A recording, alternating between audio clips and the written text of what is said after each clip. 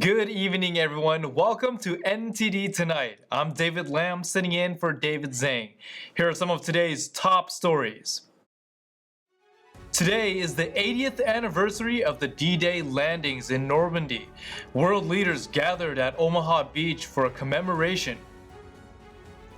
In just a matter of days, the Baltimore port channel is set to reopen as last bits of debris are removed. Deportation of illegal immigrants begins as the US-Mexico border is now closed. Arizona is also seeking stricter laws on border crossing. First up, today is the 80th anniversary of the D-Day landings in Normandy. US President Joe Biden is among 20 heads of state in Normandy today at a D-Day ceremony at Omaha Beach.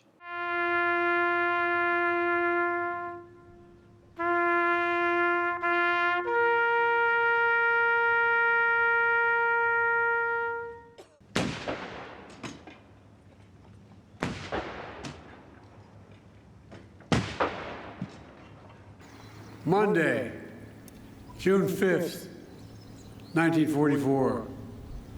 The evil, Hitler's Third Reich was devastating the world. Nazi Germany had subjugated the once free nations of Europe through brute force, lies, and twisted ideology of racial superiority. Millions of Jews murdered in the Holocaust.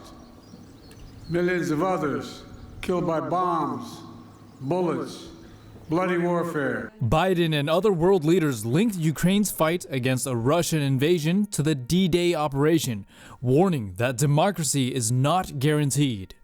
Here in Europe, we see one stark example. Ukraine has been invaded by a tyrant bent on domination. This year's anniversary was likely the last major commemoration that D-Day veterans, now nearing 100 years old, will attend. D-Day is known as the beginning of the end of World War II. On June 6, 1944, Allied troops from the United States, the United Kingdom, France, Australia, and Canada landed on 5 stretches of the German-occupied French coastline. The estimated total battle casualties for the United States were 135,000, including 29,000 killed and 106,000 wounded or missing. It was the largest amphibious invasion in history and the turning point in the war that laid the foundations for the Allied defeat of Nazi Germany less than a year later. Donald Trump's campaign has asked for personal information from more than a half dozen possible vice presidential picks as the former president's search for a running mate escalates. Anonymous sources told ABC the list includes Senators Marco Rubio, Tom Cotton, J.D. Vance, and Tim Scott, along with Representatives Byron Donalds and Elise Stefanik. North Dakota Governor Doug Burgum and former Trump rival-turned-cabinet member Ben Carson were also reportedly on the list. Trump has floated a list of names in recent months and asked top donors for their takes, but his aides have cautioned the list is fluid and subject to change. Senator Rubio, another one of Trump's former rivals from 2016, said Wednesday he hadn't talked with the Trump campaign about being VP. Trump said in an interview last month he might announce his running mate at the Republican National Convention in Milwaukee. The RNC convention is set for July 15th to the 18th. It's just a matter of days before the Baltimore port channel reopens. The full 700-foot wide Fort McHenry Channel has been blocked by the Key Bridge collapse. The final large steel truss blocking the passageway is now removed. This expands the width of the channel to allow all ships in and out of the port of Baltimore. The expected date for the reopening of the full channel is June 10th. On March 26, a cargo ship named the Dolly struck the Francis Scott Key Bridge, which collapsed into the river. The crash killed 6 construction workers who were on the bridge at the time. SpaceX's giant Starship rocket survived re-entry through Earth's atmosphere today and splashed down in the Indian Ocean as planned. It was the company's 4th test mission after launching from South Texas. The 2-stage spacecraft consisted of a Starship cruise vessel mounted atop its super heavy rocket booster. The rocket broke apart during the last attempt in March. This one made it through the scorching re-entry through Earth's atmosphere. Starship this morning blasted off from the company's Starbase launch site on the Gulf Coast of Texas. It's the latest trial mission for Elon Musk's rocket development campaign. Arizona lawmakers recently approved a measure that would allow voters to decide if local police can arrest illegal immigrants. The first deportations have already begun. The Republican-controlled Arizona legislature approved a proposal Tuesday that would allow voters to decide whether or not it's a state crime for non-citizens to enter the state through Mexico at any location other than a port of entry. Approved in a 31-29 vote by the State House, the measure will now be on the November 5th ballot. The vote came as President Joe Biden unveiled plans Tuesday to restrict the number of illegal immigrants at the U.S.-Mexico border, saying, "This action will help us gain control of our border, restore order into the process. This ban will remain in place until the number of people trying to enter illegally is reduced to a level that our system can effectively manage." According to two senior Homeland Security Department officials, the first deportations under the new rule occurred Wednesday. The officials didn't disclose how many were deported and said they expected it would take several days to ramp up. More than anything, we come here for the opportunities. In other countries, we are not wanted as migrants, so they don't allow us to enter like this. At this time, the only country that lets migrants in and lets us work is the United States. Arizona's proposal would allow state and local police to arrest people crossing the border without authorization. It would also give state judges the power to order people convicted of the offense to return to their countries of origin. Opponents called the legislation unconstitutional and said it would lead to racial profiling and create several millions of dollars in additional policing costs that Arizona cities, counties, and state cannot afford. The proposal is similar to a Texas law that has been put on hold by a federal appeals court while it's being challenged. While federal law already prohibits unauthorized border crossing into the U.S., proponents say the federal government has not done enough to stop people from illegally crossing over. They also said some people who enter Arizona without authorization commit identity theft and take advantage of public benefits. A heat dome traps several states under extreme temperatures, bringing scorching record highs to the southwest. NTD's Christina Corona has the update. An early season heat dome is bringing life-threatening temperatures to 30 million people this week from Texas to California. On Wednesday, Death Valley, California saw the highest temperature in the U.S., hitting a blistering 118 degrees. Del Rio, Texas, and Lancaster, California both reached record highs with temperatures of 107 degrees and 103 degrees. Temperatures were predicted on Thursday to reach 114 degrees in Phoenix, Arizona, 111 degrees in Las Vegas, Nevada, 111 degrees in Palm Springs, and 121 degrees in Death Valley, California. Many tourists descended to Death Valley, California to experience the heat wave. Well, I'll tell you, we've never seen a temperature like this before coming from the Northeast, so it feels like baking right now. Yeah, instant tan. Well, this area is known for heat, and it was one of the things we wanted to do was get out here and just experience it for real. So, but you don't want to be out long, you can tell. And you can't tell that you're sweating. But are these three-digit temperatures unusual? Now, being this warm this early is not necessarily unusual. We've gotten 120s even in late May before. So it's really going to be the whole summer. What we've really seen over the last couple of years is not just that the highs maybe are getting a little bit higher, but it's really that the lows aren't cooling down. So we're staying these really hot temperatures for 24, 48-hour, 72-hour periods sometimes. And how some residents in Central California are trying to beat the heat. You deal with it. Maybe Bambi and I will go driving around because the truck at least has air conditioning. You're liable to have 105, 110 degree days. In June, July, August is generally the warmest. And I grew up here, so melting on the sidewalk is a yearly event. The heat warnings are expected to run until the end of Friday. The worst of the heat will last through Saturday, with record highs possible as far north as Colorado, Idaho, and Oregon. Christina Corona, NTD News, Arcadia. California's health agency says it will return nearly $53 million to the federal government. The U.S. Health Department says California's medical program covers more than the federal program and was using calculations from the early 2000s. Based on an audit from the Inspector General's office from October 2018 through June 2019, California's health agency improperly claimed nearly $53 million of services to non-citizens. The audit was conducted after the Centers for Medicare and Medicaid Services reached out wanting the feds to review the state's process. The audit found that the state agency used outdated calculations made from the early 2000s without assessing it, resulting in the federal government covering more of the state's medical services. The Medicaid program provides medical assistance to people with low income or disabilities. Medicaid is for U.S. citizens or qualified non-citizens, meaning those lawfully admitted, granted asylum, or refugees.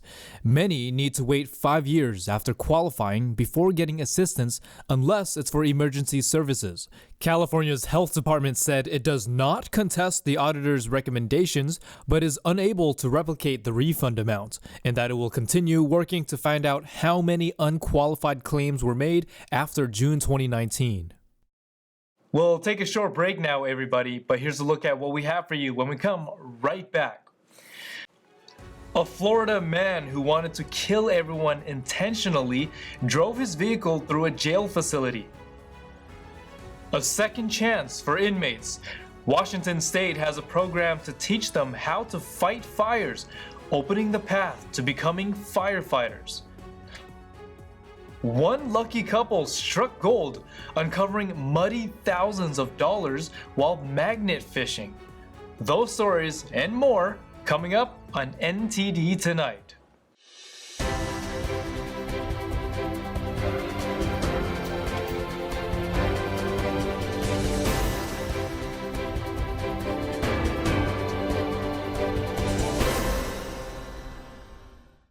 Welcome back to NTD Tonight. I'm your host, David Lamb. Law enforcement put a homeless Florida man in jail after he intentionally drove his car into the jail lobby. NTD's Christina Corona has more details on the story. Surveillance footage shows Joseph Leedy, 40, driving his vehicle from the jail parking area up the pathway and crashing through the glass doors of the Martin County Jail Tuesday night. The Martin County Sheriff's Office reported that Leedy was behaving erratically, was partially naked from the waist down, and making threats against officers. Following the crash, officials stated that Leedy threw rubber snakes and cell phones onto the ground and doused his vehicle with motor oil, expressing intentions to ignite it. Leedy also made homicidal statements about police officers. Leedy engaged in a struggle with deputies and fire rescue personnel before being subdued with a taser. He was restrained and transported to a local hospital. He was later booked into the jail on charges of aggravated assault on a law enforcement officer and criminal mischief. Officials said no one was in the lobby at the time of the crash, but the incident caused thousands of dollars in damage. Christina Corona, NTD News. Turning to sports, some troubling news for the Chicago Sky. Players report an unsettling incident outside their DC hotel involving alleged harassment. NTD's Carlos Reyes has the details. Outside a Washington, D.C. hotel on Wednesday night, Chicago Sky players alleged they were harassed by a man who seemed to be targeting guard Chennedy Carter. This comes on the heels of a controversial foul by Carter on Indiana Fever rookie Caitlin Clark last Saturday. The incident occurred as the Sky team returned to their hotel, with players Angel Reese, Isabel Harrison, and Michaela Onyenwere sharing their experiences on the social media platform X. Reese described a man aggressively putting a camera in Carter's face, while Harrison mentioned that she couldn't even step off the bus. Meanwhile, Onyenwere praised the team security for their quick response in defusing the situation. Sky General Manager Jeff Pagliocca confirmed that the police were not called. It was over as fast as it started, Pagliocca said. Meanwhile, Brianna Turner, another Sky player who wasn't present during the incident, expressed her frustration on X, saying, "I wasn't present for the interaction from earlier, but what occurred isn't acceptable. Didn't realize that when we said grow the game, that would be interpreted as harassing players at hotels." The incident follows a highly publicized altercation in Indianapolis, where Carter was retroactively assessed a flagrant 1 foul after a rough play against Clark in a narrow 71-70 loss to the Fever. Despite the controversy, Carter received strong support from Chicago fans during a home game against the New York Liberty on Tuesday. She felt the crowd's energy, which boosted her confidence even though the Sky lost 88-75. "The fans got loud and that ultimately just got me going," Carter said, expressing her gratitude for the unwavering support from Skytown.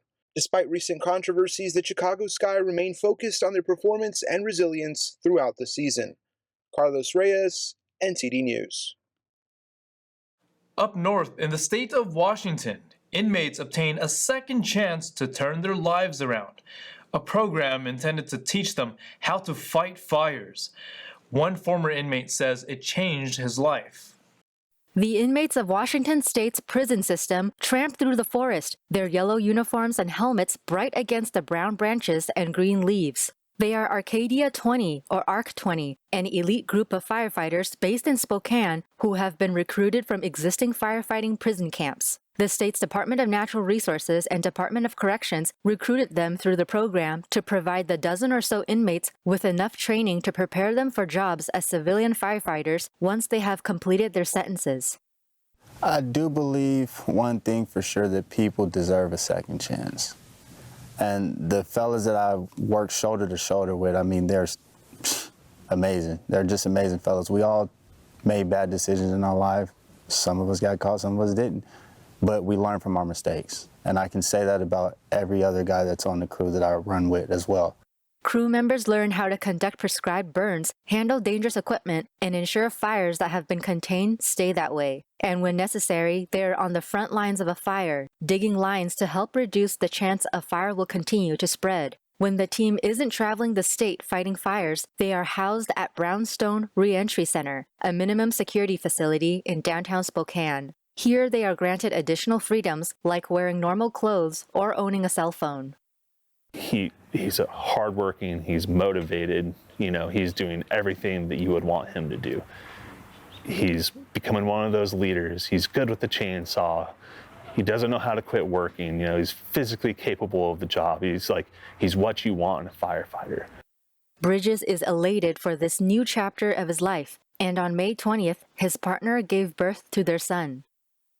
There's never such thing as too late, so I definitely put my right shoes on. I think I've changed along the way, but when I got to this program, just the amount of respect that those bosses showed me and, took a liking to me, wanted to see me successful. While states across the American West have inmate firefighting crews, Washington's ARC 20 program is the only one of its kind in the U.S., recruiting incarcerated individuals from full confinement into a reentry center where they continue to build skills in firefighting and prepare for life after release. A New York couple finds a safe containing $100,000 while magnet fishing. NTD's Christina Corona has more details on the extravagant find. Oh, that's a safe. That's definitely another safe. Oh, I see a box. Guys, we got another one. James Kane, a magnet fisher, has pulled various items from New York City waterways, showcasing his finds on social media. Oh, that's money. Hundreds. No way. Yeah. No way. Oh. Oh, it is. Stacks of bills, dude. Hundreds. Kane's girlfriend filmed as he extracted waterlogged bags of $100 bills from a slimy safe in a lake at Flushing Meadows, Corona Park. And once I saw the $100 with the holographic bars on it, I was speechless. I did not believe that it was real. She says the condition of the bills was pretty destroyed and many of the bottom portions were coming off in pieces. The couple believes the safe held $100,000 in damaged but exchangeable currency. The bills had a 3D security ribbon indicating recent printing, but the safe had no clues about its owner. The couple called the police, who found no evidence of a crime. Well, after the NYPD released it, and upon further inspection, they couldn't even take it in as evidence. They gave it to us as, I guess you would call it a finders keepers thing, with no evidence of foul play. And their plans for the money? I plan on taking it to Washington, to the Bureau of Engraving and Printing. That's the only way to get it restored. If not, it is literally garbage. We'd like to possibly move out of New York, find a little place somewhere, do something nice for the kids. Kane isn't the only magnet fisher making waves lately. Hundreds of magnet fishers have been posting their finds on social media. All you need is a strong magnet, some water, and a rope. Christina Corona, NTD News. Stay tuned for China in Focus with Tiffany Meyer coming up next. Newsbreak, a U.S. news app said to have 50 million monthly users, caught spreading AI-generated fiction under the guise of news reporting. Several dozen cases now exposed. Former employees reveal that the app's algorithm was mainly developed in China. More on China in Focus with Tiffany Meyer at 9:30 p.m. Eastern. And that's all we've got for you tonight. We'd like you to join us again on NTD Tonight every weekday at 9 p.m. I'm David Lamb, and that's our program. Have a wonderful evening.